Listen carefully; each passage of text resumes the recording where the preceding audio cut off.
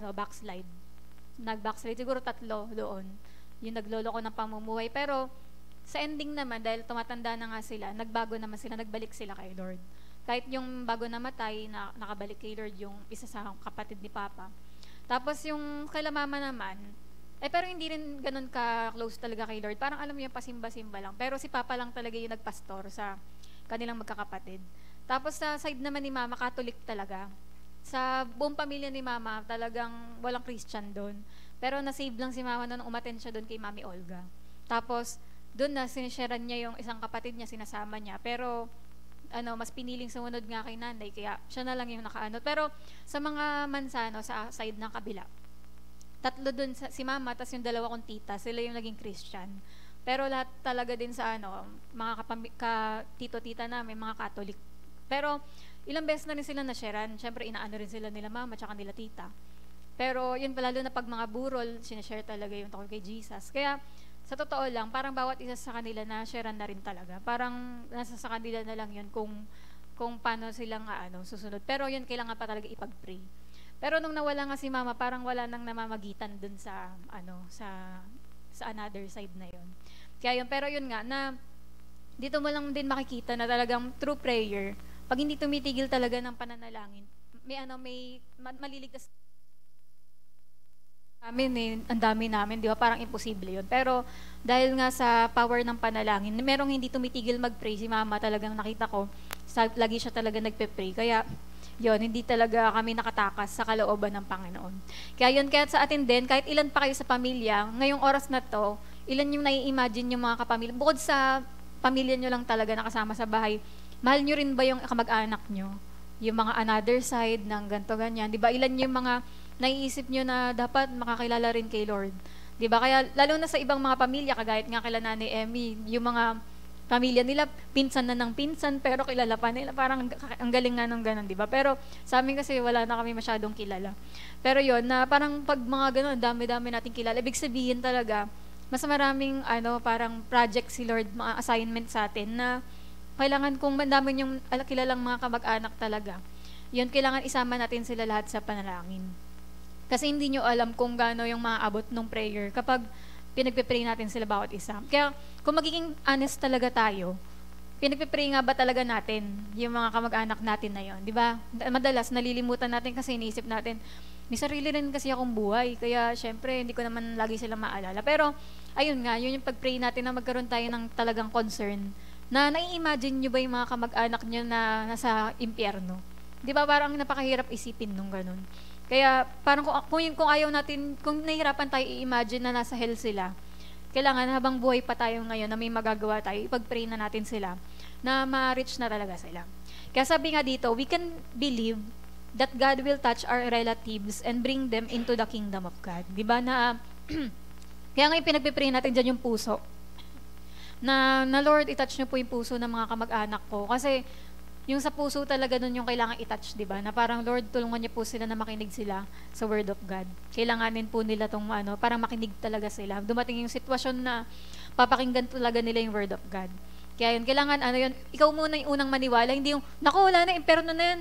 Sa ugali pa lang yung impyerno na yan. Ikaw dapat yung unang maniwala kasi Christian ka, di ba? Tsaka ikaw yung dapat maniwala na kaya pa silang baguhin ni Lord. Na kayang i-touch ng puso ng Panginoon kahit yung pinakamatigas na puso, di ba? Kaya nga 'di ba kahit yung pinakamasama, 'di ba, dapat 'yon ipag-pray talaga natin yun na mga kamag-anak natin na makakilala kay Lord. Yan, tapos sabi nga dito, we may be the only light they will ever have and we must shine, we must reach out. Alam niyo ba, maaaring yung both sides ng family nyo, wala nang kilalang matinong Kristiyano yun. Baka ikaw na lang yung kilala nilang Kristiyano, tapos wala ka pang paki sa kanila, 'di ba? Kung wala kang paki sa kanila. Kaya dapat kung ikaw na lang pala yung pinapaniwalaan nilang Kristiyano, o kaya ikaw lang yung kilala nilang Kristiyano, dapat pala mag-shine ka. Malaman nila yung pag-ibig ng Diyos sa pamamagitan mo. Kailangan talaga ma-reach out mo sila. Diba? Kasi paano kung ikaw na nga lang yung kilala nilang Christian, tapos wala ka pang gagawin? Ibig sabihin, patungo na talaga silang lahat ng impyerno. Kaya yun, kaya kailangan talaga na manalangin tayo para sa kanila. Kasi kung ikaw, hindi mo sila pinagpipray, ikaw na nga lang kilala nila, wala na. Ibig sabihin, papunta na talaga sila doon sa hell, di ba? Kaya, pag-isipan natin yon na baka tayo na lang, yung only light, di ba? Na inilagay ni Lord para matransfer sila sa, mula sa darkness, di ba? Kaya sabi nga dito, maybe, your relatives are somewhere in the darkness of sin. Marami kang kakilala ngayon na mga kamag-anak mo, lulong sa bisyo, na daming mga kasalanan ginagawa. Ngayon, alam mo, ang lalana ng kaso ng tao na to, ng mga tito mo, mga kapatid, o mga di ba? Parang, may isip mo, parang, paano to? Imposible. Sabi, many have been overcome by the powers of evil. Alam mong, yung pamumuhay, demonic, wandering out in the highways and byways of life. It seems like they will never come home, but I want you to know there is hope for them because you are the key. Yan, sabihin mo sa sarili mo, sa katabi mo pala, you are the key. Yan, you are the key. Kaya, ikaw ang susi para maligtas yung mga kamag-anak mo na yun. Kaya, doon pa lang tayo sa pinaka-inner na, family natin, di ba, sa bahay natin.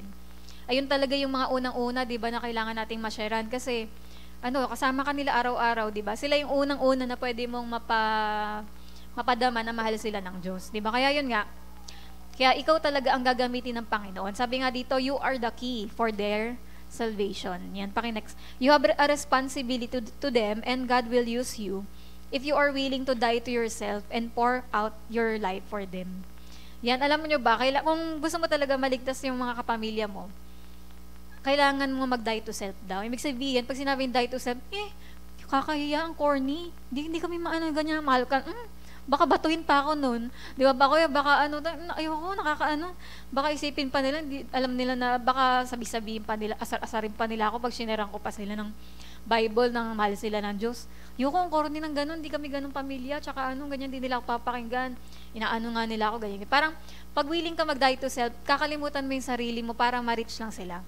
Gagawa ka pa rin ng paraan para mapadama sa kanila na na mahal sila ng Diyos sa pamamagitan ng pagiging mabait, yung pagbibigay ng kabutihan, di ba, pagbibigay sa kanila. At ganun, parang pag-aasikaso na ikaw talaga, nagdadabog ka kapag naghugas ng pinggan, pero nung naging Christian ka, ako na maghugas. It's a miracle, di ba? May Diyos talaga, naniniwala na kami sa iyo, di ba? Kaya, yun nga, yung parang gumawa ka ng paraan na makita nila, na mapapasabi sila ng, Hallelujah! Di ba? Totoong may Diyos, di ba yung ganun?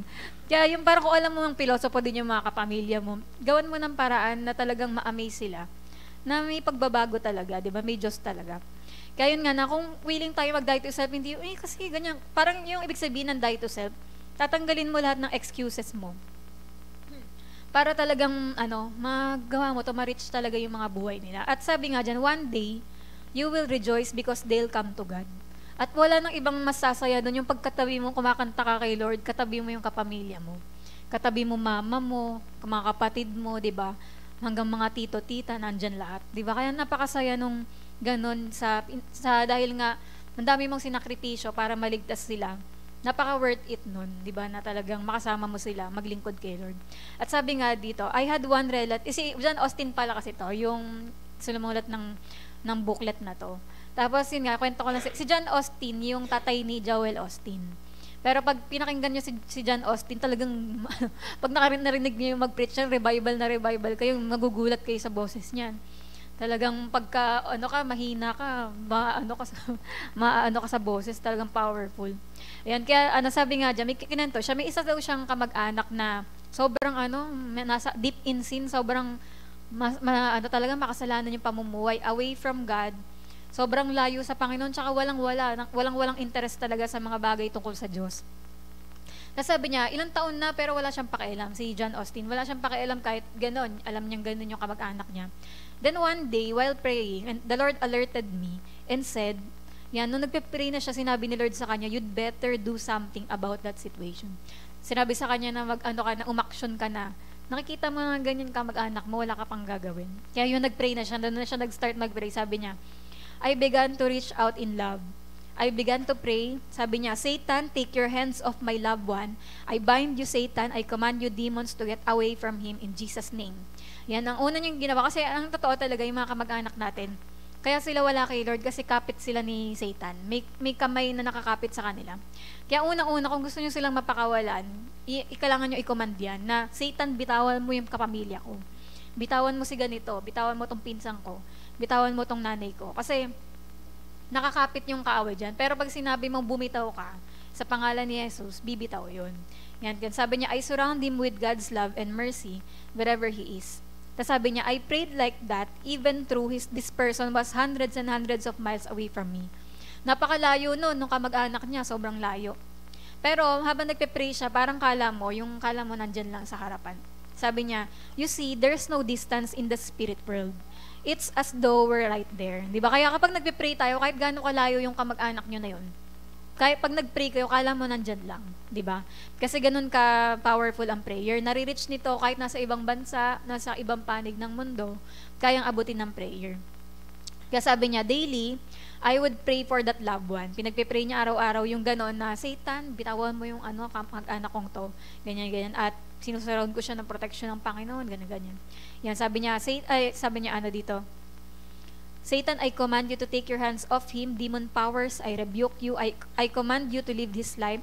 I break your power over his mind in Jesus' name. I call him into the kingdom of God. I surround him with love and mercy. Pwede nyo kopyahin yan kung gusto nyo ma-command yan, di ba? Parang faith confession, faith declaration, di ba? Ayan, tapos sabi niya, I did that every day and I believe that Satan was leaving him because he has to. At syempre, habang nagko-command siya, naniniwala na siya na bumitaw na yung kaaway. Kasi kailangan talaga bumitaw ng kaaway dahil pag narinig na yung power ng pangalan ni Jesus, wala siyang magagawa. Kasi pinangako yan sa atin ni Lord sa Mark 16:17, di ba? Na ito ang mga palatandaang makikita sa mga taong sumasampalataya sa akin. Kapag may faith ka sa Diyos, makikita sa iyo yung di ba? Sa pamamagitan ng aking kapangyarihan, magpapalaya sila ng masamang spirito. Kaya kung naki-Jesus ka na, di ba? At may faith ka sa Panginoon, ang mga mananampalataya daw marunong mag-rebuke, di ba? Kaya kayo takot ba kayo sa demonyo o kayo dapat ang kinakatakutan ng demonyo? Kaya dapat tayo, dahil naki-Jesus tayo, marunong tayong mag-rebuke. Hindi yung ano ba to, iyak ka na lang dahil gano'n na nangyari sa pamilya mo. Kailangan marunong ka mag-rebuke, di ba? Sa lahat ng mga kailangan palayasin sa kanila, di ba? Hindi sa pamilya, dun sa mga demonyong umaalipin sa kanila. At sabi nga, magsasalita sila sa ibang mga wika. Marunong tayong mag-rebuke, tsaka marunong din tayong mag-tongues, di ba? Kasi yan yung mga taglay daw ng mga sumasampalataya sa Diyos. At sabi dito, God's power in the name of Jesus drives the devil's power away. Ay, napakalimutan ko lang pala yung dun sa tongues. Kasi, ang daming nagtestimony niya, kagaya nga dun sa kila Robert Slardon, di ba, na ang daming nasa-save na kamag-anak din nilang pinagpipray, nagtatangs lang sila. Na parang, Lord, di ko alam paano ipagpipray itong kamag-anak ko, pero nagtatangs lang sila.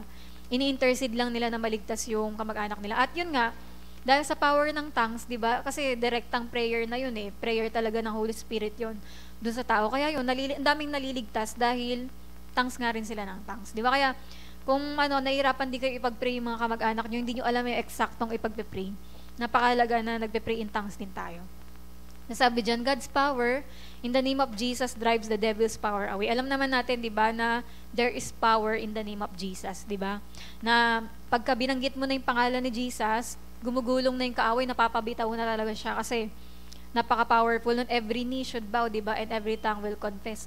Kaya nagbabaw lahat ng ibang kapangyarihan kapag narinig na yung pangalan ni Jesus. Kaya sabi, God said that we have the power to deliver others from the power of the enemy. Binigyan tayo ng kapangyarihan ng Diyos na mag-rebuke, di ba? Na kung ano man yung kinakapitan ng kaaway na yun, bitawan niya. Gaya nga, kalimbawa, kapag puro kulang ka na sa pera, lagi kang walang pera, sabihin mo sa kaaway, bitawan niya yung pera niyo. Di ba? Bitawan mo pera ko. Lahat ng blessing namin, na financially, magsidatingan na kayo. Kaya kapag may mga naka-hold, may mga na-delay sa buhay natin, ibig sabihin, may hawak kasi yung kaaway doon. Kaya kailangan natin mag-command kapag gano'n. Gaya rin sa tao, ganun. Pag hawak niya tong tao na to dahil ang tigas ng ulo, parang hirap dalin sa Panginoon, kailangan ilus nga yung kapit ng kaaway. Tapos sabi nga dito, ni John Austin din, yung pinag-pray niya na kamag-anak na yon, sabi, that person began to take an interest in the things of God. Alam niyo ba, yung pinag-pray niya na kamag-anak na yun, biglang nagkaroon ng interest sa mga spiritual na bagay, sa mga bagay tukol kay Lord. Sabi niya, now my relative has come to the Lord Jesus Christ. Alam niyo ba, na naligtas na yung tao na yon. In full submission to His will, is saved and is His way to heaven. Na yung kamag-anak niya na yon ay na-save na kasama na ng naglilingkod at papunta rin ng langit. Di ba? Kaya ganun yung parang ganun siya hindi sumusuko. Di ba? Na alam niya na God's word works. Di ba? Kaya we don't have to live our family members in darkness. Huwag nyo hayaan lang na okay na yan, impyerno na yan sila kasi ayaw nila magbago eh. Kundi hindi, maniwala ka na powerful yung salita ng Diyos. Diba? At hindi natin nahayaan na ganun lang, nai-imagine mo lang na mapupunta sila ng hell. Diba? Kundi talagang ilaban natin yan sa prayer. Sabi nga dito, don't say, well, they're not that close to me. Kasi hindi naman kami close nung pinsan ko na yun eh. Tsaka hindi na kami close ng mga tita ko ngayon. Yan, parang ganun. Parang minsan dahilan natin, kasi hindi naman kami close eh. Pero sabi nga dito, be serious about it. Be concerned. Siyempre, kung mag-anak mo yun, di ba? Kailangan maging concerned tayo at wag tayo mag-give up. Ipag-pray pa rin natin sila at banggitin natin sila sa panalangin. Madalas nga kasi isip, hindi naman kami close eh. Ganun. Pero yun nga, naibalik na natin yung pagme-mention natin ng mga pangalan nila sa sa prayer natin, 'di ba? Kaya ayun nga kasi 'di ba para pagpunta natin ng langit, makita natin sila doon, 'di ba? Hindi yung ikaw lang yung walang kamukha doon, 'di ba? Kailangan nandoon yung mga kamukha mo, yung mga kamag-anak mo. Yan, sabi nga dito, remember, you have the name that is above every name at your disposal, 'di ba? Kasi gaya ng sinabi sa Philippians 2:9-11, upang sa pangalan ni Jesus ay lumuhod ang bawat tuhod sa langit at sa lupa at sa ilalim ng lupa, at ipahayag ng bawat dila na si Jesucristo ay Panginoon sa ikaluluwalhati ng Diyos Ama. 'Di ba? Na alam natin na sa pangalan ni Jesus magbabow down lahat. 'Di ba? Kaya kailangan gamitin natin yung pangalan ng Panginoon. At itatak mo nga 'to sa isip mo na hindi ako papayag na ang mga anak ko, asawa ko, nanay at tatay ko, mga kamag-anak ko na mapuntan sa impyerno. Gagawa ako ng paraan para maabot sila, makakasama ko sila sa langit. Kailangan ganun determinado na hindi ako papayag na ito yung kapatid kong to, kahit inaaway ako nito, mahal ko rin yan. 'Di ba? Kahit na yung parang kahit ganito tong parang kahit na ganyan yung mga kapatid ko, mahal ko talaga sila lahat. Kaya 'di ba? Kaya ipagpe-pray mo sila, gagawa ka ng paraan para maabot sila. At kapag nagawa mo na nga lahat, 'di ba? Pero sabi ko na ba yun sa inyo, 'di ba? Yung sa prayer marathon ba? Na hindi mo daw pwedeng masabing nagawa mo na lahat kapag hindi ka pa nag-fasting and prayer. 'Di ba? Kaya masasabi mo lang na ginawa ko na po lahat para maligtas sila. Pinag-fasting mo na ba? 'Di ba? Kasi kadalasan kapag nag-fasting ka na talaga matindi 'yon. Talagang makikita mo. Meron talagang pagbabagong mangyayari. Then kaya sabihin natin, wag daw natin sabing nagawa na natin lahat pag di pa tayo nakapag-prayer and fasting. Yan, kaya sa atin, di ba, na gagawin ko lahat, makakasama ko sila sa langit. Hindi ako papayag na habang buhay ako dito, wala man lang akong ginawa para sa kanila. Yan, kaya sabi dito, you can be the key for your loved ones to get to heaven. Ikaw talaga yung gagamitin susi, hindi yung, sana naman, mabisita ni Pastor Mama ko. O kaya makapunta siya sa bahay. Sana yung LG ko, ma-reach out naman tong kapatid ko. Wag mo lang silang, pangalawa lang yon. Pero ang unang-unang responsibility nun, may responsibility nun na ikaw, di ba? Paano kung hindi talaga mapuntahan? Ikaw ang napakalapit, di ba? Kaya kailangan, ngayon pa lang nag-iipon ka na ng panahon na yung parang, nire-ready mo na sila na maging prepared dun sa marami pa nilang dapat matutunan sa Word of God. Di ba? Kaya pinapakita mo na sila ng mabuti, di ba? Binamahal mo na sila ngayon para later on, maging open na open talaga sila pagdating sa Bible. Kaya di ba sabi, do everything you know to do. Gawin mo na lahat ng kaya mong gawin. Write a letter, make a telephone call, begin to pray. Pray for them in the Holy Ghost. Yun nga, pray in tongues. Kasi yun talaga mabisa din kapag di mo na alam gagawin mo, sobrang tindi na ng sitwasyon ng kamag-anak mo. Rebuke the devil and God will see you through victory. Yan, di ba may mga iba sa atin dito, nakita ko rin yung mga ibang efforts ng mga nagdadala ng kapatid, kapamilya. Nakikita ko yung parang alam nyo, nililibre nyo, iniipunan nyo ng ganito para mailabas sila. Parang alam nyo, parang nakikita ko yung mga gumagawa ng gano'n na nireregaluhan yung kapatid, nililibre, parang mas inaano yung magulang, parang binibigay yung kailangan ng magulang para parang inaano mo sila, parang hindi binabola. Parang inaano mo, parang tawag diyan. Basta sinusurround mo na sila ng love. Para nang sa ganun, parang sa net na mahuli mo na talaga sila, ganun. Kaya may mga iba't iba tayong mga ginagawang paraan para mapakita mo na talagang yan, na mahal mo sila at gusto mo ma-share yung love ng Panginoon sa mga buhay nila. Alam niyo kung ba't nakakagigil yung mga iba nating kapamilya? Yan, bakit ganito mga ugali nila, ganyan-ganyan. Kasi nga, wala yung pag-ibig ng Diyos sa kanila. Ikaw yung unang nakareceive ng pag-ibig ng Diyos, dapat ikaw ang mag-share ng love para maging loving din sila. Kasi kung wala ngang silang pagkakakilala sa Panginoon, hindi talaga sila magiging loving. Kaya yun, umasa ka na one day, magiging mapagmahal din sila kapag nasharan mo na sila ng Word of God. Lahat talaga ng nakakainis na ugali, makikita mo yan sa pamilya mo kapag wala nga kasi si Lord sa kanila. Yan. Kaya sabi nga sa Deuteronomy 28:32, may nabanggit ditong curse of the law. Yung sumpa sa Bible, nasabi dyan, no, ang iyong mga anak na lalaki at babae ay ibibigay sa ibang bayan. At ang iyong paningin ay titingin at mapapagod ng paghihintay sa kanila sa buong araw at ikaw ay walang magagawa. Ang ibig sabihin daw niyan, ito yung pakinext nga, yung the curse is to see your sons and daughters, your family members go into the hands of the enemy. Parang ang sabi dun sa sumpa na yun, dahil nga wala silang pagkakilala kay Lord, kukunin sila ng demonyo. Payag ba kayo na kukunin na lang ng demonyo yung pamilya nyo? Yung parang gano'n na, kukunin na lang sila ng kaaway, may masamang plano sa kanila, pero wala ka lang gagawin. Diba? Kaya hindi ka papayag, diba na gano'n yung mangyari na may sumpa sa lahat ng mga, wala sa Panginoon, yung curse of the law. Diba? Nakukunin sila ng kaaway pag wala sila kay Jesus. Kasi kagaya nga ng sabi sa 1 Peter 5:8, di ba? Na magpakatino kayo, magbantay kayo. Ang diablo na inyong kaaway ay tulad ng leong gumagala at umuungal na humahanap ng kanyang malalapa. Ako talaga na-feel ko talaga ngayon yung grabe yung gigil ng kaaway sa mga pamilya. Gusto niya talaga i-destroy yung mga families para talagang masira yung society nga, yung gaya ng devotion na babasa. Kasi nga kapag nasira ang mga pamilya, masisira din yung society. Doon na talagang magiging godless talaga lalo.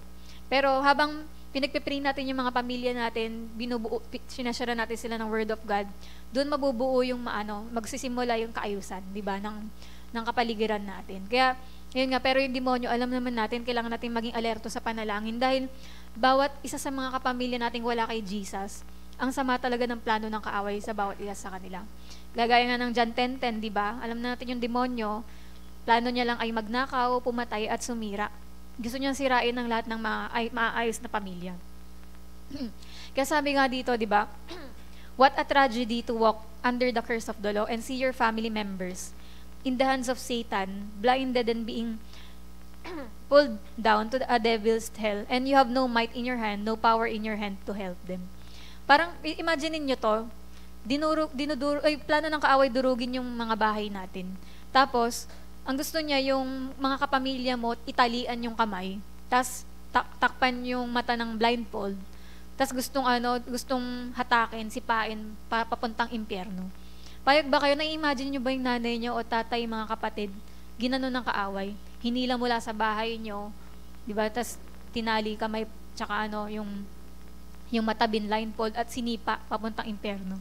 Parang ganun talaga ang plano ng kaaway. Kaya, ang nakakalungkot dyan, kung wala ka daw magawa, di ba, parang nakikita mo ng ganun na lang isa-isa gagawin sa kapamilya mo. Pero, hindi ka dapat malungkot dahil hindi naman ganun may magagawa ka.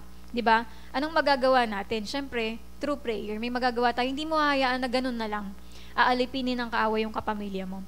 Sabi nga, di ba, sa Galatians 3:13-14, subalit si Kristo ay isinumpa para sa atin. At tinubos niya tayo mula sa sumpa ng kautusan. Kanina nabanggit natin curse of the law, di ba? Na kung wala kay Jesus yung mga kapamilya natin, may curse of the law. Pero salamat kay Jesus dahil ikaw, na isang member ng family na yun, na kay Jesus ka, lahat ng sumpa na yun, kinuha na ni Jesus sa krus. Di ba? Kaya naman hindi na yun mangyayari. Kaya sabi dito, di ba, yung sinusumpain ng bawat binibitay sa punong kahoy, yung sa krus, kinuha na ni Jesus lahat ng sumpa doon na para sa atin.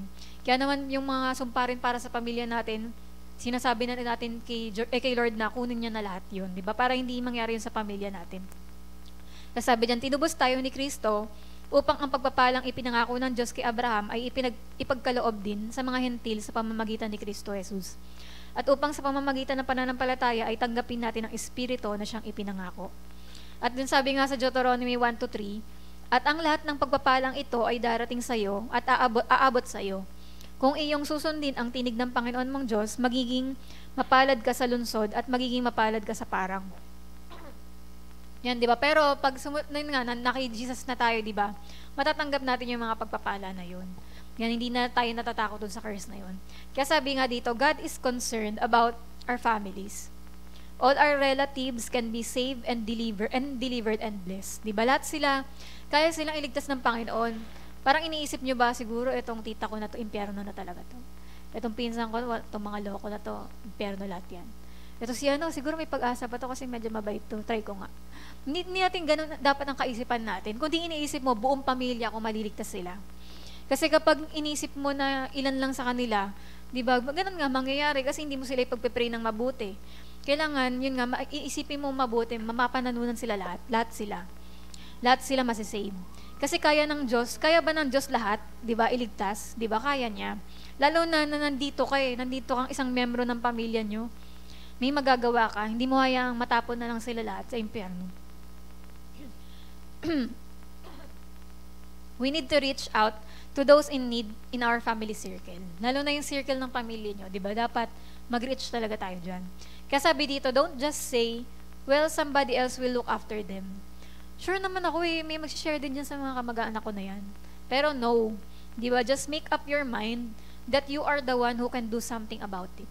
Kung ikaw yung Christian sa pamilya nyo, wag mo na iasa yan sa kung sino tao na sana magkaroon ng himala, isang araw may mag-share dito sa mama ko. O kaya may mag-share sa kanila. O kaya may pumunta bigla sa kanila, ganyan-ganyan. Imagination mo lang yun. Ikaw ang unang-una na dapat gumawa ng paraan, di ba? Isipin mo, ako talaga yung Christian sa pamilya namin. Ibig sabihin, may assignment ang Panginoon sa akin na gumawa ng paraan para ma-reach sila. Kaya sabi nga, it's a terrible thing to be lost.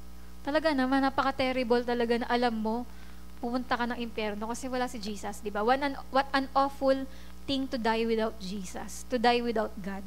Kasi there is a hell, di ba?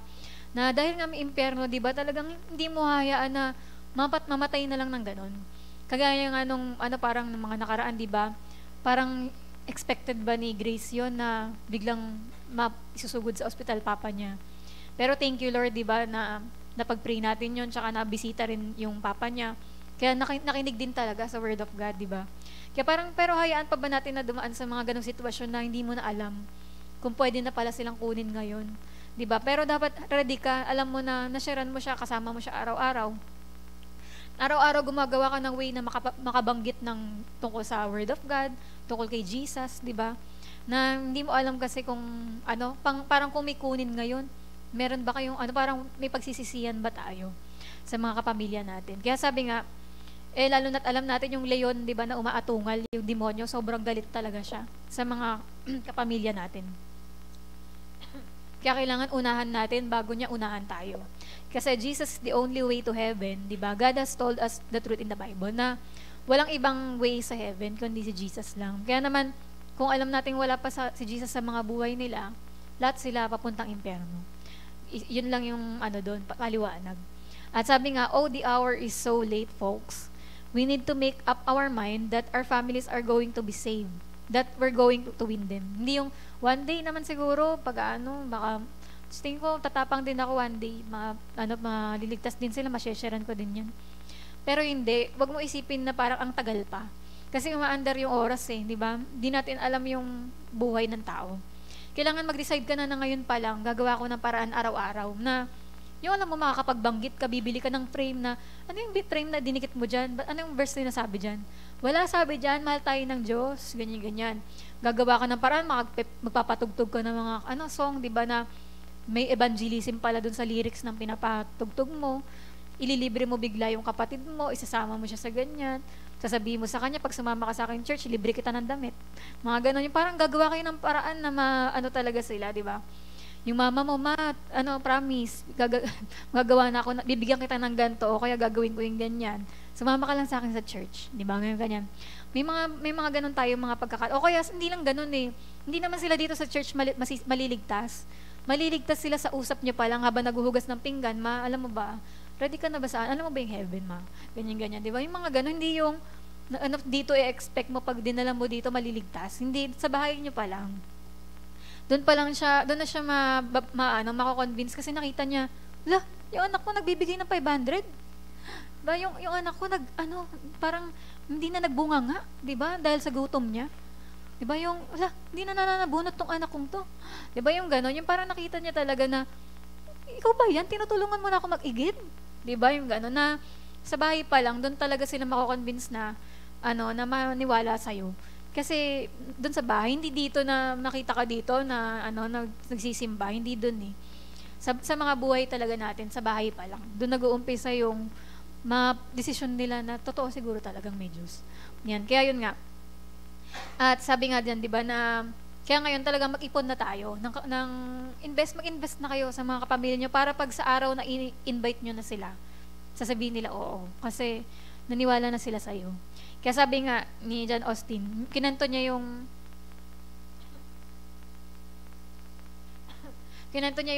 time na naligtas siya. Alam niyo ba, nightclub boy yan. Yung si John Austin, sobra talaga siyang hilig sa bar. Gabi-gabi, parang talagang alam niyo yung buhay niya, pang makasalanan talaga yung pamumuhay. Tapos, basta, buong pamilya sila talaga nagna-nightclub, walang Kristiyano sa pamilya nila. Tapos, isang time, pero yung mama niya, nadadala din siya nung bata siya sa mga revival, mga ganyan.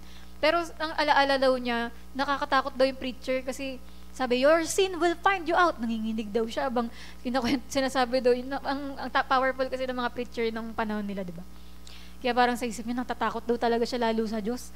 Dahil nga doon sa naatinan niya na gano'n. Pero yung mama rin niya, hindi rin naman talaga nagsisimba. Parang papunta-punta lang sila ng minsan, ganyan sa mga gano'n. Tapos yung naman, sa school naman daw, pagpunta niya ng school, meron siyang kaibigan ng pangalan Sam. Tapos yung classmate niya na yun, lagi na lang siyang sinasharan tukol sa Diyos, tukol sa Bible, tukol sa Word of God. Tapos isang araw daw, magre-report yung classmate niyang si Sam. After magre-report na tukol kay Jesus. At alam niyo ba mga classmate, kilala niyo na ba si Jesus? Yung parang siya daw, hiyang-hiya siya na ma-identify na kaibigan niya yun. Kasi sobrang lakas daw ng loob mag-share. Kahit sino daw makausap sa labas ng classroom, kahit sino daw sineshare, parang hiyang-hiya daw siya. Ano ba to? Kakaya naman, parang ganito po, kahit sa report nga, di ba? Okay, class, tapos na ako sa science, na-report ko. Ngayon naman, kilala niyo ba si Jesus? Ganon daw siya, yung parang after ng mag-share na talaga lagi. Kaya yun parang, yun nga, tapos siya dun sa, ini-invite siya ilang beses nung Sam, pero ayaw niya. Hindi nila maset talaga yung araw ng pagsisimba niya. Tapos one day, after ng pagpunta niya ng nightclub, pag uwi niya, parang ang lungkot-lungkot ng pakiramdam niya. Para sa kanya naman kasi daw, para sa kanya, naniniwala naman ako kailangan ko ang Diyos, pero natatakot ako, parang ganun, natatakot daw siya. Tapos one day, pag uwi niya dun sa kanila, after niya galing sa nightclub, ang lungkot ng pakiramdam niya, tapos parang gusto niya humanap ng Bible. Naganap siya sa buong bahay nila, wala siyang makita. Pero may nakita naman siya na sobrang luma na, gano'n, na makapal talagang lumang-lumang Bible. Tapos binuksan niya, parang nag-scan lang siya, pero parang nonsense, gano'n. Kaya binitawan na lang niya yung Bible. Tapos nagpunta siya dun sa may pintuan. Tapos nung nasa pinto siya, kasi 2 a.m. na yun eh. 2 a.m. mula sa nightclub. 2 a.m. na yun. Tapos nung sinabi biglang nung bubuksan na daw niya yung pinto para lumabas lang siya. Sabi, may boses daw na nagsabi sa kanya, bumalik ka sa Bible mo. At may atin mo pa rin yung Bible mo. Kaya bumalik daw, talagang linaw-linaw daw ng boses. Tapos bumalik siya, tapos pagbuklat niya, nabasa niya yung verse dun sa Revelation, yung alam niya yung I stand at the door and knock. Yung parang kumakatok si Jesus sa puso niya. Kaya parang sinasabi sa kanya na kumakatok si Lord sa buhay niya. Tapos yun, kumuha siya ng kumot, tapos lumabas siya dun sa labas habang nakikita niya daw yung mga star sa langit. Tapos sabi niya, ano ba itong nangyayari sa akin? Parang pakiramdam niya, kinakausap na siya ng Diyos. Tapos kinabukasan, tinawagan niya yung Sam. Sabi niya, Sam, ano ba itong nangyayari sa akin? Sabi sa kanya, kinokonvict ka na ngayon ng Diyos sa kasalanan. Sabi niya, Sam, gusto ko na magsimba. Sa linggo magsisimba na ako. Sabi niya, kasi tagal-tagal na nilang siniset yon, pero dun lang talaga natuloy. Tapos ayun nga, nung altar call na, nung matin na siya, sabi ni Sam, sabi sa kanya nung Sam, kung gusto mong lumapit, samahan kita. Sabi niya, sige, tara. Kaya lumapit siya sa altar call. Tapos sabi ng preacher sa kanya, do you take Jesus as your Lord? Sabi niya, ay, hindi ko alam, masama ako eh. Makasalanan ako. Sabi ng preacher, hindi naman yun yung tanong ko. Sabi niya, si Jesus ba willing kang tanggapin bilang Lord at Savior mo? Sabi niya, absolutely. Sabi niya ganun. Kaya sabi niya, when I said that, I passed out of darkness into light, from death to life, what a glorious day that was. I was thrilled to be saved to know Jesus. Mula nung araw daw na yun na tinanggap niya si Jesus, para na siyang tumawid mula sa dilim papuntang liwanag. Di ba? Kaya, yun, alam niyo ba si John Austin, kahit kakaligtas niya lang, after 3 weeks, nagpipreach na siya. Ganon, tinawag talaga siya ni Lord mag-preach. Yan. Kaya, tapos alam niyo, sumunod daw, yung kinento naman niya yung unang na-convert niya, unang niyang nasharan. Ito yung sister niya. Kasi buong pamilya daw talaga sila, as in, nagna-nightclub sila. Buhay na nila yan. Tapos, yun nga, sa isang araw, di ba lahat sila na magna-nightclub, si John, nagpapaiwan doon sa bahay. Nandun lang siya sa may lamesa, nandun yung naka-open yung Bible. Para daw lang daw siyang multo, walang paki sa kanya buong pamilya niya. Habang nagbabasa siya. Tapos, pumunta silang nightclub, uuwi, tapos wala silang paki kahit nagbabasa siya. Tapos, isang araw, napapansin na siya ng kapatid niyang si Mary. Tapos sabi sa kanya, habang bumababa ng hagdan yung Mary, sabi niya, John, ano ba nangyari sa iyo? Sabi niya, bakit hindi ka na sumasama sa amin sa nightclub? Tsaka bakit mo binabasa yung Bible? Ano ba nangyari? Sabi ni John, kasi naligtas na ako, nakilala ko na si Jesus. Tapos sabi niya, John, tingin mo ba, ako kaya ko iligtas ni Lord, ni Jesus? Sabi niya, oo naman, tingin ko oo. Tapos nung araw daw na yun, dun sa table na yun, nagpray sila. Tapos pinatanggap niya na si Mary kay Jesus. Kaya yun yung pang-unang-una niyang napatanggap kay Lord, yung kapatid niya. Tapos pangalawa naman daw yung friend niya. Yung kaibigan niya na to, sabi niya sa kanya, John, sa Sabado ng gabi, nightclub tayo. Alam mo na, yung dating ginagawa natin, yung nakagawian na. Sabi niya, hindi na ako sasama. Sabi niya, sasama ka sa akin, di ba? Alam mo yan, yung ginagawa natin, ganyan. Tapos sabi niya, hindi na ako sasama.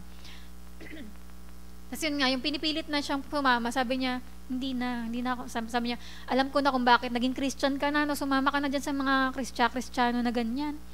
Sabi niya, halika na, sumama ka na sa akin. Sabi niya, hindi talaga ako sasama. Tapos parang naglakad na nga siya. Tapos, yung sumunod na araw, sinundan na siya nung kaibigan niya. Sabi niya, John, may nakikita ako sa'yo na parang gusto kong mangyari sa akin. Ano ba talaga nangyari? Ipaliwanag mo sa akin. Tapos yun nga, doon daw sa mismong parang labas lang, parang garahe lang. Doon daw sila lumuhod. Lumuhod daw yung kaibigan niya na gusto ko na rin tanggapin si Jesus. Doon daw sila sa moment na yun, nag-pray sila. Tapos yung kaibigan niya na yun, nagtrabaho siya sa Air Force. Tapos tuwing uuwi daw yun, lagi niyang tinuturo daw yun, John, doon ako lumuhod, no? Doon tayo lumuhod nung time na tinanggap ko si Jesus, no? Kaya parang yun nga, na parang sunod-sunod na yung epekto na talagang evangelist talaga siya, di ba? Sinishare niya lang yung nangyari sa kanya. Tapos sumunod na daw yun yung tatay niya. Yung tatay daw niya, sinasabi sa kanya, John, pag namatay ako, kahit sipain mo lang yung katawan ko dyan, na parang aso. Kahit gulong mo, kasi ganun lang naman ang buhay. Pagkamatay natin, wala naman mangyayari na eh. Tapos na, ganun. Sabi ni John. Pero sabi niya, Dad, hindi naman ganun eh. Hindi naman talaga ganun. Kung ganun talaga na wala naman mangyayari sa atin, ganun gagawin ko. Pero hindi ganun eh. Gawa ka sa image of God. Meron tayong pupuntahan, ganyan-ganyan. Kaya sabi niya, wag ako dyan.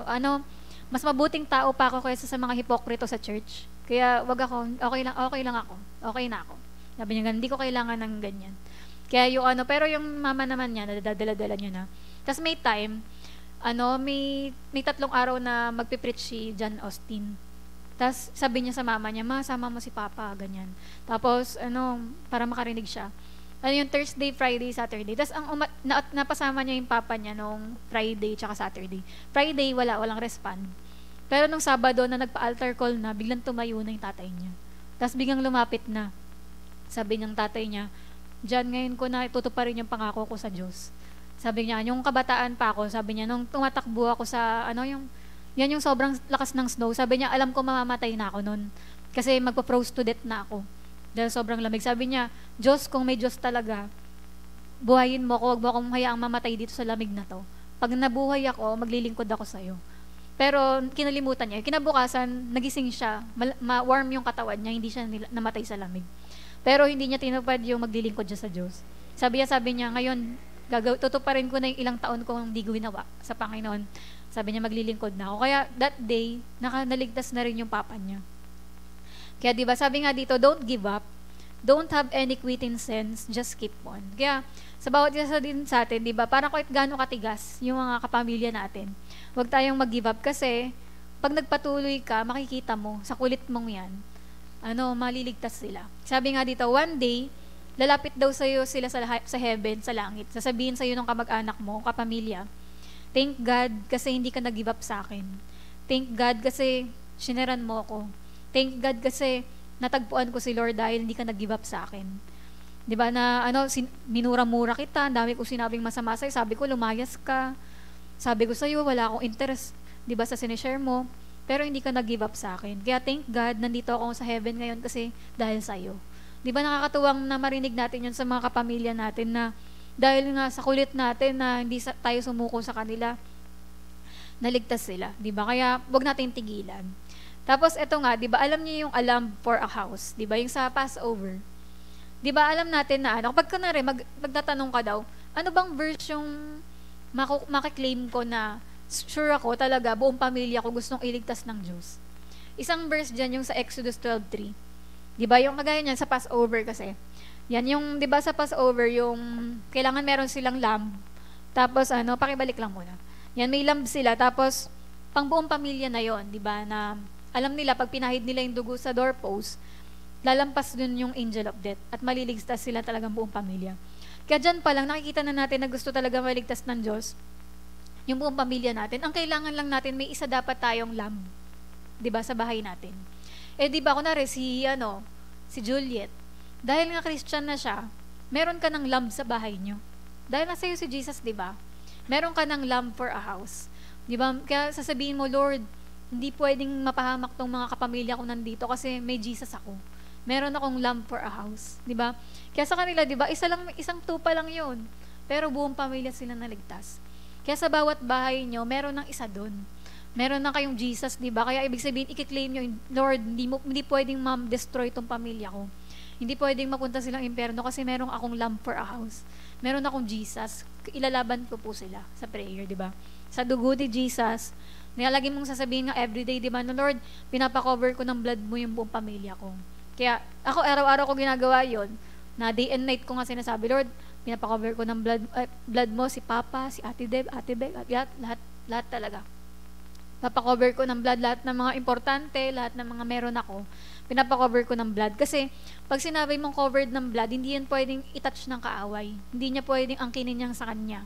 Kasi may blood yan. Kaya lalampas lahat, diba? When you see the blood, I will pass over, diba? Kaya yon. Kaya sabi nga dito, to protect the Israelites from the plague, in-instruct silang dapat meron silang a lamb for a house. Na bawat bahay, dapat may lamb. Kaya yung dugo na yon na in-apply, diba? Yun yung nagligtas sa kanila. Kaya kung gusto nyo rin maligtas buong pamilya natin, diba? Sapat na ikaw may Jesus ka. I-claim mo na yan, yung kaligtasan ng buong pamilya natin, diba? Kaya kagaya ng sino yung lamb na tinatawag doon, di ba? Yung kagaya ng sinabi ni John the Baptist na, behold the Lamb of God that takes away the sin of the world. At yun ay si Jesus, di ba? Jesus is the lamb we are to cling to for our household. You can take the Lamb of God for your whole house. Na may Jesus ka eh. Kiklaim mo buong bahay nyo, buong pamilya nyo. May kaligtasan. Maliligtas buong pamilya ko kasi na kay Jesus ako. Meron ng representative yung pamilya ko, di ba? Ganon. Kaya yan, sabi, it's a promise. It's a declaration, and if you will claim it and hold on to it, di ba? Kung panghahawakan mo tong promise ng Panginoon na to na buong pamilya mo maliligtas, mangyayari yun. Yung gayang sasabihin mo na, Father, you said I could have a lamb for my house. Jesus is that lamb. Lord, may lamb kami. Kay Jesus ako. I take the lamb for my children, my husband, my wife, my whole house. I claim for God. At God will hear your prayer. Di ba? Kaya, yun, napakahalaga na lahat. Pinapakover mo ng blood ni Jesus. Kaya sabi, I believe that Jesus, who wept over Jerusalem, knows that we cannot be happy without knowing that somehow we can claim our families. Sino sa inyo yung hindi kayo talaga magiging totoong masaya hanggat hindi mo pa sure na parang lahat ng buong pamilya mo ligtas na, di ba? May kalungkutan tayo, masaya tayo bilang Kristiyano, pero hindi buo yung ligaya mo dahil alam mo may mga kamag-anak kang pupuntang impyerno. Kaya yun yung kaya yung iyak ni Jesus, di ba? Na kaya nga siya napako sa krus kasi nakita niya kung gaano kawawa lahat ng mga tao kapag hindi sila naligtas. Kaya sabi nga, and no matter how far that son or daughter wanders in sin, how dark their lives may be, gano'n man sila sobrang makasalanan na ngayon, parang napakalayo na sa Panginoon. There can be a mother or a daddy who will hold on to God and say, a lamb for a house. Meron pa rin isa sa pamilya, kagayang si mama at papa nga, hindi sila tumigil ipag-pray kami, gano'n man kami ka-rebelde nun. Kaya talagang, di ba, na nakakilala kami kay Jesus. Talagang nagkaroon kami ng encounter kay Lord. Kaya, bawat isa din sa atin, kailangan may hindi tumitigil na mag-pray sa pamilya para sa kaligtasan ng buong kapamilya. Yan, claiming a lamb for your family. Tapos meron nga din siya ng kilala na isang lalaki na yung nanay nun, pinag-pray siya ng pinag-pray talaga. Hindi tumigil. Sobrang nag-aalala kasi yung nanay na yun sa anak niya kasi grabe yung pamumuhay. Patungo talaga ng impyerno yung buhay na ginagawa. Kaya, pero yung nanay na yun hindi nag-give up. Pinag-pray niya na, Lord, kahit ano pang mangyari, gawin mo na lahat. Ganon. Kahit sabi, no matter what it takes, God bring him to him. Sa kahit anong paraan, buhay, patay, dalin mo sa iyo. Hindi parang basta, Lord, hindi ako papayag na mapupunta impyerno tong anak ko. Yan. Kaya ganun siya lumaban talaga na hindi ako papayag. Gawin nyo lahat talaga. Maligtas ng anak ko. At sabi, today, that man is serving the Lord. Naglilingkod na ngayon sa Panginoon yung anak niya na yon. All because his mother claimed a lamb for her house. Kasi hindi tumigil yung nanay eh. May salvation ako na kay Jesus ako. Kaya yung anak ko maliligtas to. Ganun ka, hindi nag-give up. Tapos kaya sabi nga dito, you remind Jesus of your family. Take your family to God. Ngayong gabi na to, i-remind mo ang Diyos, di ba? Lord, alalahanin mo si Martha. Alalahanin mo si Tony. Si Tito ganito, di ba? Si Tita ganyan. Yung mga pinsan ko, sila Onyok, sila ganyan-ganyan. Sila Bella, sila ganito, ganyan-ganyan. Lahat, banggitin mo sa panalangin, Panginoon, maawa ka po. Grabe yung pamumuhay na ginagawa ng pinsan kong si ganyan. Lord, alam ko pag namatay siya, hindi siya handa. Ganun. Kasi may kagaya kala pastor din, may pinsan sila na parang malapit na daw mamatay, di ba? Pero kung mamatay yun, hindi handa, di ba? Na talaga namang kailangan natin idulog sa Panginoon. Na hayaan na lang ba nating mabalita na lang na ganun, wala na siya. Di ba? Kaya kailangan ibanggitin natin to sa panalangin para gumawa ang Panginoon ng miracle. Kaya sabi ni John Austin, si mama rin kasi ganito talaga. Tinuro si mama sa amin yun, na kapag tulog yung mga kamag-anak nyo, kapamilya, doon nyo ilayan sa Jesus name, lahat ng katigasan ng ulo ng mais. Biglang dumilat, no? Ano sinasabi mo dyan? Kaya siguro, wag naman sobrang lakas. Baka naman magising sa review, anong Jesus name ka dyan? Baka sampalin ka bigla eh. Kaya, wag naman sobrang lakas. Alam mo yun, yung nagpe-pray ka na, Panginoon, baguhin mo tong kuya kong to, alisin mo po yung mga niya, iligtas mo ang buhay niya, maawa, mahabag ka sa taon. Yung ganun. Kaya yun, si mama, ganun din talaga siya. Kaya bawat isa siguro kami paggabi, baka pinagpe-pray niya kami ganon. Kasi si John Austin, ganon din ginagawa niya sa mga anak niya.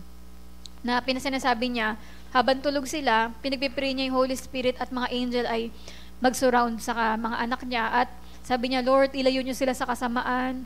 Huwag niyo po hayaan sila na magpakasama o kaya huwag niyo, hadlangan niyo po yung kaaway sa mga plano sa kanila. At alam niyo, lumalaki nga daw yung mga anak niya na mabait. Mga mabuting mga anak. Kasi ganon nga yung pinagpe-pray niya. Kaya, di ba? Kaya effective talaga yon. Kaya pag tulog sila, doon nyo tutukan. Yan. Kaya sabi nga, don't doubt God when you take your children to God. Sa mga may anak naman po dyan. Yan. Sa mga may anak. O kaya tayong mga sa inyo, na mga inaalagaan kayo kay Lord, para na rin kayong magulang. Ganun may mga kids church tayo, outreach, di ba? Wag kang mag-doubt kay Lord na kaya niyang iligtas yung mga bata. Kaya na rin, pag nag-outreach ka, inisip mo, di naman maliligtas itong mga bata na to, hindi naman nila ako nagigets. Wag mong ganun-ganunin kasi hindi nyo alam. Yung mga bata na yan na dinadala mo kay Lord, nakakaintindi na yan. Diba? Kaya, hindi natin alam kung magiging sino sila paglaki. Kaya, talagang turuan mo ng turuan. Diba? Habang may pagkakataong turuan mo sila. Don't let the devil fill your heart with fear. There's no devil in or out of hell that can rob one of your children. Sumiyaw lang ng spaghetting pababa yung mga bata, ayaw mo na balikan. Diba? Wala na to, imperno na to mga bata na to. Diba? Huwag mong sukuan, ngayon lang yan. Kailangan lang nilang turuan, di ba? At yan, they will serve God because you have taken a lamb for your household. Sa mga pinsan natin, mga bata, di ba, na mga kakilala natin, huwag niyo sukuan yung mga bata na yan. Kasi sila pa nga yung mga mas madali turuan talaga. Kaya, tas meron din kinento siya dito na buong pamilya na ligtas. Binisitation niya lang, kaya napaka-powerful ng mga visitation. Sa ospital, kasi surgery sa puso. Tapos yun nga, nung sinashiran siya kasi pwede niya ikamatay yun, di ba? Kaya kinig na kinig siya ng word of God. Tapos naiyak pa nga, ganyan-ganyan, habang sinashiran. Tapos, alam niyo ba, lahat ng mga bumisitang kapamilya, naligtas. Dahil nga nag-share siya dun nagpakanta pa nga siya ng Amazing Grace, di ba? How sweet the sound. Ganun. Kaya, parang lahat, tinatanong niya bawat isang kapamilya, ikaw, kilala mo na ba si Jesus? Sabi niya, yes, I know Jesus, pero gusto mo ba siyang tanggapin? Opo, gusto ko. Inisa-isa niya yung kamag-anak na bumisita. At lahat sila doon, na-save sila. Di ba? Kaya, ganun din ka, hindi mo talaga akalain. Di ba? Kung mga, kailangan lang talaga ng matapang na nag-share. Kaya sabi nga dito, folks, we cannot take our families for granted. Huwag niyo isipin na, mga kapamilya ko, lagi na niya, sawang-sawa na nga ako sa mga yan eh. Hindi yan laging nandyan.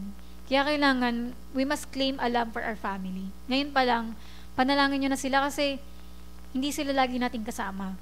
We must believe that wherever they are, no matter what the hellhole they may be in, that we can claim them for God. Kahit feeling mo, hinahanda na ng demonyo yung lugar niya sa impyerno, sa sama niya. Pero hindi, i-claim mo pa rin siya para sa Panginoon. Kaya siyang kunin ng Panginoon, hatakin mula doon sa matinding kasalanan na yun. And sabi nga, God will not forget a mother or a father's prayers, and those prayers will follow their children. Hindi kakalimutan ni Lord yung mga panalangin. Gaya na nga nila, naalala ko sila mama at papa. Hindi talaga sila tumigil mag-pray kahit gano'n kaming imposibleng maligtas. Somewhere along life's road, kasi alam nyo, God is going to answer those prayers. Darating yung time, yung hindi mo akalain, kala ko hindi narinig ni Lord yung prayer ko. Biglang one day pala, sasagutin niya yun. Diba? Kaya, the God who cannot lie will never let them go. Dahil pinag-pray mo yan eh. Kahit may mga ganun nga eh, yung namatay na siya, nung araw nang namatay siya, doon naligtas yung pinagpipray niya. May mga ganun na, namatay na lang siya, hindi na niya nakita, sinagot pala ni Lord prayer niya. Kaya, wag niyo isipin na, porque, hindi pa sumasagot si Lord, wala na. Sabi dito, God will seek your son, your daughter, your mother, your father, your husband, your wife. Di ba si Jesus, siya yung shepherd din, na iniiwan niya yung 99 para hanapin yung isang nawawala. Kaya yung mga kapamilya nyo na yan, hahanapin niya ni Jesus. Huwag kayong mag-alala. He'll go through the mountains kung kailangan pumunta ni Jesus sa mga bundok para makita sila, sa mga valleys. Yan, He'll answer your prayer. He cannot go back on His promise. Kaya tandaan mo, tutupad ang Panginoon, ililigtas niya ang mga kapamilya mo. Diba? Kasi si Lord, nagsisik talaga siya ng mga loss. Kaya sabi dito, don't give up on your son, your daughter, your family, 'di ba, over the devil. 'Di ba? Wag mo ibigay 'yung mga kapamilya mo sa kaaway, 'di ba? Wherever they are, oh God, arrest them, whatever it takes, bring them in. Dapat ganun 'yung maging prayer natin na, Lord, kahit anong gawin mo na lahat, maligtas lang siya. Basta puwersahin mo na, Lord, basta hindi ako papayag na may pupunta siyang impyerno. Parang ako may mga ganun din ako sa imagination. Hindi ko kaya talagang i-imagine. Hindi talaga pwede habang buhay ako. Hindi ko hahayaan. Di ba parang ganun? Hanggat buhay ako, hindi ko hahayaan na impyerno yung mga pinagpipray ko na to, ng mga tao. Parang ganun, ilalaban mo talaga sila kasi hindi mo may imagine na mapupunta silang impyerno. Kaya sabi nga dito, sometimes, we say, my daughter is too bad, my son is too bad, my daddy is too far gone on his way to hell. Parang, wala na, sobrang sama na nila, it's too late, wala na magagawa. Pero sabi dito, but with Jesus, it's never too late. Hindi pa huli ang lahat. Kasi sabi sa 2 Peter 3:9, God is not willing that any man or woman perish, but that all should come to repentance. Walang gusto ang Diyos na mapahamak. Kahit sinong babae o lalaki, ayaw niyang mapahamak. Kaya naman, kalooban ng Diyos na maligtas sila. Kaya wag ka sumuko, it's never too late. Kaya sabihin natin to yung, I am determined that I am going to be the key to my family and many others. Magiging susi ako ng kaligtasan ng pamilya ko, pati ng maraming iba. Marami pa tayong ibang mahal, di ba? Mga friends natin, mga kakilala natin. Hindi lang kapamilya yung mahal natin, marami pa tayong mahal na dapat madala kay Jesus. Kaya kung mahal natin sila, pagpe-pray natin sila. I am not going to let them go to hell. Di ba? Hindi tayo papayag. Hanggat buhay tayo, hanggat kaya natin mag-pray, hindi pwede. And you've got to get concerned about your relatives. Di ba? Hindi lang yung concern na parang little concern na, Lord, sana maligtas sila. Jesus name, amen. Hindi ganun lang. Kundi you've got to cry out to God for them. Hindi ka talaga seryoso hanggat hindi mo sila iniiyak. Na, Panginoon, hindi pwede, hindi ko talaga kaya, hindi ko kaya i-imagine na itong mga kapamilya ko mapupunta impyerno. Kaya, ipagpe-pray mo talaga sila. Hindi mo titigilan yan. Sabi, I'm talking about intercession. Ang ibig sabihin ng intercession, someone to cry out for those who are not right with God. Yung iniiyak mo, Panginoon, alam ko na yung pamumuhay nila hindi nakakalugod sa'yo. Tulungan mo po sila, iligtas niyo po sila, mabago na po yung pamumuhay na ganito, ganyan. Kaya sabi rin sa Job 22:30, He will even deliver one who is not innocent, yes, he will be delivered by the purity of your hands. Kahit yung mga taong masasama, pwede silang maligtas. Kasi ikaw na matuwid ka, ikaw na kay Jesus na, gagamitin ka ni Lord para maligtas yung mga tao na yun. Kaya pag may nag-i-intercede sa kanila, kahit gaano pa sila kasama, dapat mapunta na sila ng hell. Pero kung dahil nagpe-pray ka, maliligtas sila. Kaya sabi dito, you may be the only person who will ever pray. The only person who will ever care. Paano kung ikaw na lang talaga yung may care sa kanila? Wala na palang taong may care sa mga tao na yon, sa mga kapamilya mo. Diba? Kailangan magkaroon ka ng concern. Sabi, stir yourself up. Draw nigh to God. Don't give up. Don't leave them to the demon powers. Kaya kung ikaw na lang pala yung mag-care, paano pa kung wala kang care? Diba? Kaya kailangan ngayon, mag-care ka na sa pamamagitan ng pagpe-pray. At sabi nga, napakadami talagang demonyong inilabas ngayon sa generation na to. Kaya naman, parang kung isipin mo, parang nananalo na yung gawa ng kaaway. Pero, may sagot ba? Meron. Kasi marunong tayo mag-pray. Di pa rin tayo titigil manalangin. Ililigtas sila ng Panginoon. Sabi nga, the world tells people to go to his doctor or that doctor to take this pill or that pill. Pag may sakit, inumin mo to, di ba ganyan? Pero ang totoong kailangan daw ng mundo natin ay gas pill. Yan. Kailangan nila ng gas pill para gumaling sila. Yan. Kaya yun nga na, ang totoong sakit talaga ng mundo ay yung kasalanan. Kaya kailangan talaga nila masharean sila ng Word of God. Gaya ng sabi sa Mark 16:17, di ba, magka-cast out daw tayo ng demonyo. Kaya kailangan, matuto kayo mag-rebuke. Kaya demonyo kayo, lumayas kayo sa bahay na to. Hindi nyo makukuha pamilya ko. Meron akong Jesus. Meron nag-i-intercede sa bahay na to. Yan, sabi dito, we ought to rise up and use the power of Jesus' name to drive the devil from our homes, our children, our relatives. Kailangan mukha kayong, in Jesus' name, nilalaban ko yung pamilya ko. Ganon. At is the devil destroying your family? Sinisira na ba ngayon ng kaaway yung pamilya nyo? Well, you can do something about it. You can use the name of Jesus to drive the devil out. Diba? Marunong tayong mag-rebuke, diba? Kaya kailangan palayasin natin yung gawa ng kaaway. At sabi dito, just because you have not had an answer yet, hindi porke parang walang sagot si Lord sa prayer mo ngayon, hindi ibig sabihin na hindi ka niya nasasagutin. Mag-antay ka lang, be patient. Baka next month na yung kaligtasan ng buong pamilya mo. Baka next week na. Baka itong linggo na, di ba? Kaya wag ka tumigil, pray ka lang ng pray. You might not have heard from heaven yet, but God will answer your prayer. Mag-abang ka na. Kapag sumeryoso ka ngayon manalangin, magmula sa araw na to, mag-abang ka na isa sa mga araw na to, nandyan na kapamilya mo. Di ba? The Bible says, through faith and patience, we inherit the promises.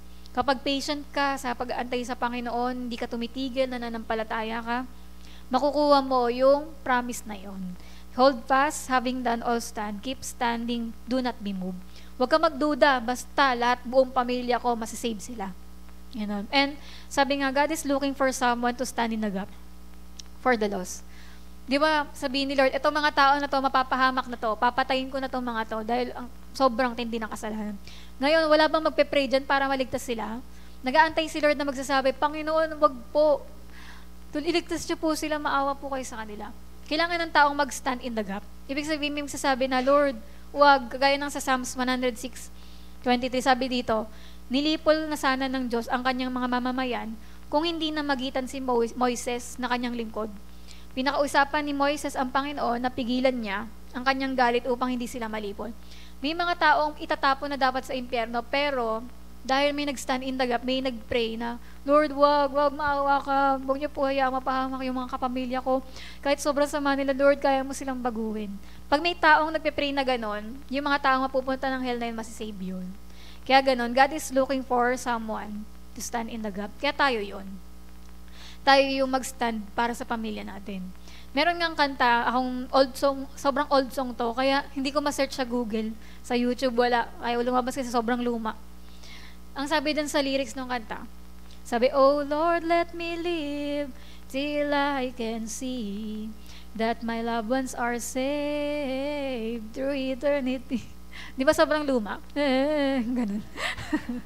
Yun yung mga lumang song. Kaya parang ang ganda ng sinasabi lang sa kanta na, oh Lord, let me live till I can see. Lord, habang nabubuhay ako ngayon, ipakita mo sa akin na naligtas talaga pamilya ko. Ayoko nang mawala na lang ako, tapos hindi ko sila makitang naligtas. Ganyan. Kaya, yun yung pag-pray mo na, Lord, gusto ko makita na talagang ligtas tong buong pamilya ko. Yan. Kaya ngayon, sasabihin natin to ng malakas. Ready na kayo? Ayan. 1, 2, 3, go. O Diyos, gusto kong lahat ng kamag-anak ko ay makalaya sa kapangyarihan ng dyablo. Panginoon, lumalapit ako sa iyo para sa mga mahal ko sa buhay, mga kamag-anak, at naniniwala ako na sila ay makakalaya, mahuhugasan, malilinis, mapapatawad, maliligtas at pupunta sa langit. Naniniwala ako sa aking puso, kaya sinasabi ito ng bibig ko sa pangalan ni Jesus. Ngayon naman, gumanto kayo sa kaaway kausap nyo. Yan, kailangan talagang palaban kayo. Sabihin natin to, ikaw demonyo, mga demonyo, sa pangalan ni Jesus, inuutusan ko kayo na bitawan ang kapit ng mga kamay nyo sa mga kamag-anak ko. Sa pangalan ni Jesus, hindi nyo sila makukuha. Sa langit sila pupunta, hindi sila pupunta sa impyerno. Magiging maligaya sila dito sa mundo, hindi buhay impyerno dito sa lupa. Inaangkin ko sila at inuutusan ko kayong iwan sila sa pangalan ni Jesus. Winawasak ko ang kapangyarihan nyo sa mga isip nila, sa mga katawan nila, sa mga espiritu nila. Pinapalaya ko sila sa pangalan ni Jesus. Ama, gagawin ko ang parte ko na dalhin sila sa pagkakakilala kay Jesus. Salamat, Ama, dahil ngayon pa lang, pinapalibutan na sila ng pag-ibig, kabutihan at habag mo. Inaangkin ko ang arian ng Diyos ay para sa kanila sa pangalan ni Jesus. Amen. Yan. Kaya tandaan natin, your loved ones are going to come to Jesus. They are going to be set free from the power of the devil and serve God the rest of their lives. Diba? Kaya maniwala tayo dyan na one day, sama-sama tayo lahat. At para naman dito sa mga para mga taong nagsasabi na wala naman kasing nag-care sa akin, I am tormented, I am lost, and nobody cares, I have no one. Tayo daw sana yung magsabi na ako pagpe-pray kita. Ako, may care ako sa'yo. Magsasabi ako sa'yo na mahal ka ng Diyos. Diba? Kaya sa mga taong ganito, dapat ipag-pray din natin sila. At bawat isa sa atin dito, diba? Family na tayo. Kaya ipag-pray din natin yung kaligtasan ng mga kapamilya nyo. Kaya sabi nga dito, we are going to the Father for you. Ipag-pray natin yung bawat isa. Where nobody else cares, we care. We are going to believe God for you. Kaya tayo bawat isa din, pagpe-pray natin, di ba, yung bawat isa. At sa lahat ng mga tao na feeling nila, walang na nagpe-pray sa kanila, nawa tayo yung maging tao magsabi na ako, pinagpe-pray kita. Tsaka may care ako sa iyo. Yun. Kaya ngayong gabi ay ipagpe-pray natin lahat ng pinapaalala ni Lord sa inyong mga muka, mga pangalan, banggitin natin lahat.